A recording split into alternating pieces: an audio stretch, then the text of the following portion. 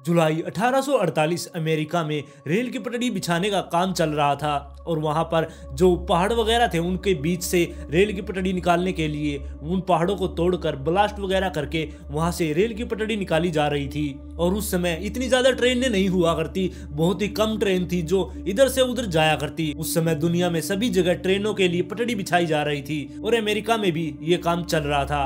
और तभी वहां पर एक 25 साल के फिनिस गेज नाम के लड़के को भी जॉब मिल जाती है। वो भी कंस्ट्रक्शन साइट पर वहां पर काम करने लगता है। और जो ये फिनिस नाम का व्यक्ति था जिसे अब इस कंस्ट्रक्शन साइट पर जॉब मिल गई थी, वो न्यू हैम्पशायर के एक फार्म पर पला बड़ा था। इसकी पूरी फैमिली ये जानती थी कि जब रेल की पटड़ियां वगैरह बिछाई जाती है तो रास्ते में आने वाले पत्थर पहाड़ वगैरह को कैसे ब्लास्ट किया जाता है। इसने शुरुआत से ही ये काम सीखा हुआ था। इसने माइन वगैरह में भी बहुत ज्यादा काम किया था, इसलिए इसे पता था कि कंट्रोल ब्लास्ट कैसे कर सकते हैं। कंट्रोल ब्लास्ट उसे कहते हैं जो हिस्सा हमें फोड़ना है, जो हिस्सा हमें नहीं चाहिए, सिर्फ उसी हिस्से को ब्लास्ट किया जाता है। ऐसा नहीं है कि पूरे पहाड़ पर ही बम लगा दिया जाए और उसे उड़ा दिया जाए। कंट्रोल ब्लास्ट में बिल्कुल जो हिस्सा हमें चाहिए उसी जगह को ब्लास्ट किया जाता है। और ये सब फिनिस को बहुत ही अच्छे तरीके से आया करता। उसे पता था कि कैसे कंट्रोल ब्लास्ट कराते हैं और रेल की पटड़ी बिछाने के लिए कैसे रास्ता खोला जाता है। और फिनिस उस टाइम पर जितने भी वहां पर वर्कर थे उन सब में बहुत ही ज्यादा चहीता हो गया था। वो उन सब वर्करों का एक आइडल बन गया था। अगर वहां पर कोई भी प्रॉब्लम होती तो तब सभी लोग फिनिस की तरफ देखा करते कि फिनिस ही हमें इस सिचुएशन से बाहर निकालेगा।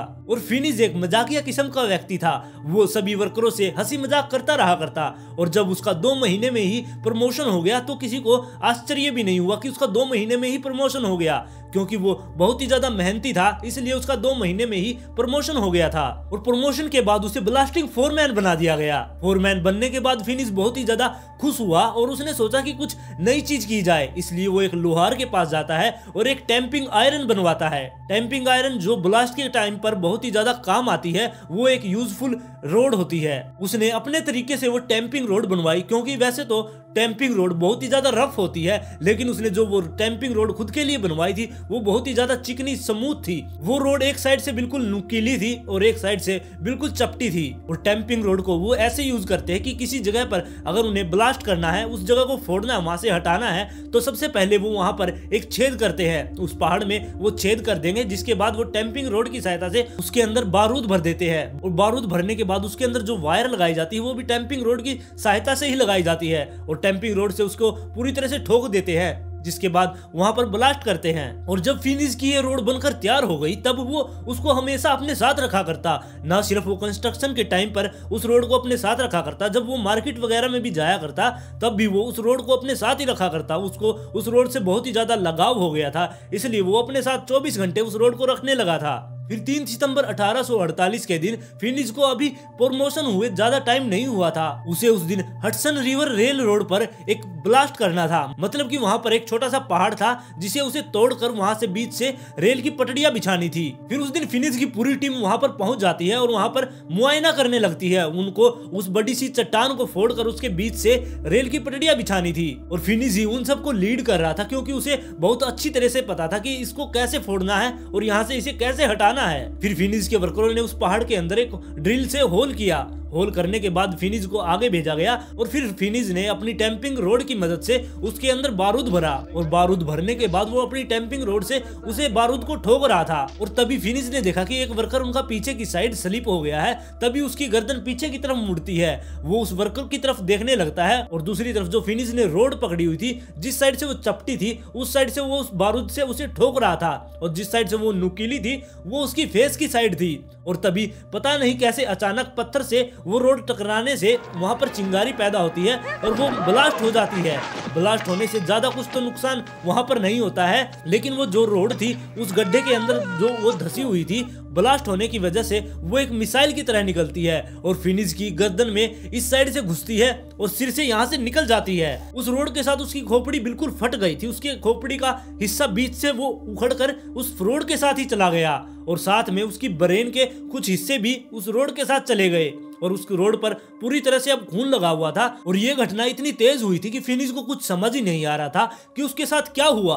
वो रोड इतनी तेजी से उसके सर से बाहर निकल गई थी, जिसके बाद उसके सिर से एक खून का फुहारा सा छूट गया। फुहारा छूटने के बाद 1-2 मिनट तो वो बिल्कुल ठीक खड़ा रहा और उसके बाद वो जमीन पर गिर जाता है। उसको कुछ ऐसा लग रहा था कि कोई दौरा वगैरह पड़ गया है। वो वहाँ पर तड़पने लगा और जितने भी वहाँ पर वर्कर खड़े थे वो सभी भागकर फिनिक्स के पास आ जाते हैं और उसे उठाकर एक समतल जगह पर लेटा देते हैं। वो नहीं चाहते थे कि उसे और कोई तकलीफ हो और वो वहाँ पर खड़े होकर बस उसे देख ही जा रहे थे। उन्हें ये नहीं समझ आ रहा था कि वो अब करे तो करे क्या।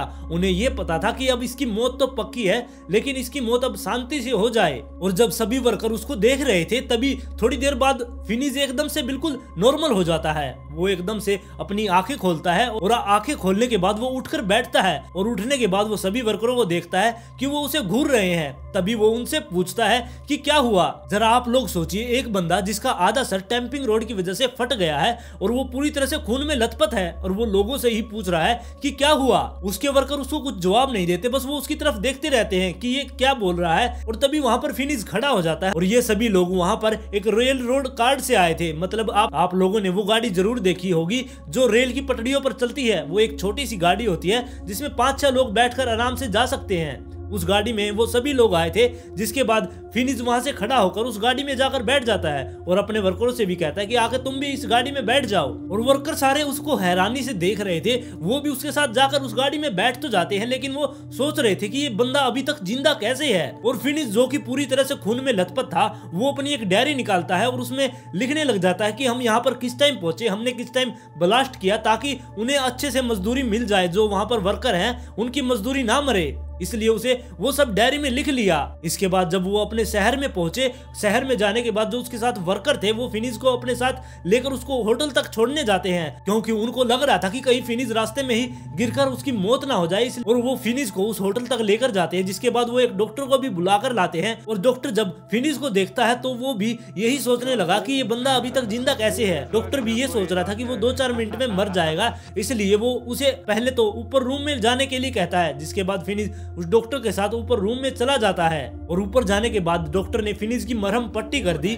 और फिनिक्स को सिर्फ ये लग रहा था कि उसके सिर पर कुछ छोटी मोटी ही चोट लगी है, लेकिन उसे ये नहीं पता था कि उसका आधा सिर फट चुका है। और डॉक्टर को पता था कि ये अब ज्यादा देर जिंदा नहीं रहेगा, इसलिए डॉक्टर चाहते थे कि वो बहुत ही आराम से मर जाए, उसकी शांति से मौत हो जाए, उसे बिल्कुल दर्द भी ना हो। और डॉक्टर तो फिनिक्स को वहां पर सुलाकर उसे दवाई वगैरह देकर वहां से चला गया। लेकिन फिनिक्स इतनी जल्दी से मरने वालों में से नहीं था। वो इस चोट के लगने के बाद भी पूरे 12 साल तक जिंदा रहा। और इस घटना के बाद फिर डॉक्टरों ने फिनिक्स के ऊपर रिसर्च वगैरह शुरू कर दिया। तब डॉक्टरों ने पाया कि हमारे ब्रेन के कुछ हिस्से हमारी पर्सनैलिटी को कंट्रोल करने के लिए भी जिम्मेदार होते हैं। और डॉक्टरों ने ये भी बताया कि जब उसके सिर से रोड आर पार निकली थी तब उसके फ्रंटल रोप वाले हिस्से पर बहुत ज्यादा नुकसान हुआ था। और जिस डॉक्टर ने इसका इलाज किया था उसका नाम डॉक्टर हार्लो था। उन्होंने भी इसके बारे में बहुत कुछ लिखा है। और इस हादसे के बाद फिनिक्स बिल्कुल चेंज हो गया था। वो बच्चों की तरह रिएक्ट करने लगा था। ऐसा नहीं है कि वो पागल हो गया था, लेकिन वो सिर्फ बच्चा बन गया था। वो हर समय अब अपनी बड़ाई करने लगा था। वो सबको ये बताया करता कि मैं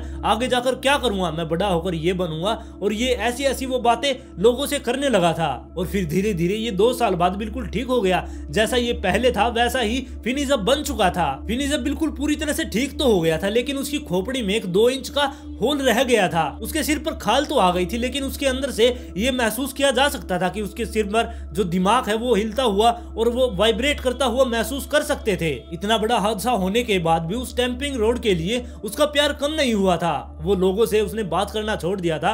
उसने यार दोस्त भी नहीं बनाए। उसने अपने जितने भी यार दोस्त बनाए थे उनको भी छोड़ दिया था। उसने शादी भी नहीं की और वो हमेशा अकेला ही रहा। उसने हमेशा उस टैंपिंग रोड को अपने पास ही रखा। लास्ट में जब वो मरने वाला था तब भी उसने टैंपिंग रोड अपने साथ रखी और उसके साथ एक फोटो भी खिंचवाई। और फिर 12 साल बीत गए और 12 साल बीतने के बाद फिनिक्स को दोबारा से दौरे पड़ने लगे। और जब ये दौरों का सिलसिला शुरू हुआ तो एक दिन 21 मई 1860 के दिन उसको एक दौरा पड़ा और दौरे के दौरान उसकी मौत हो गई। आज की कहानी में बस इतना ही। आप लोग इस स्टोरी के बारे में अपनी राय मुझे कमेंट में जरूर दें। अगर आप इस चैनल पर नए हैं तो चैनल को सब्सक्राइब कर ले। वीडियो पसंद आए तो लाइक एंड शेयर जरूर करें।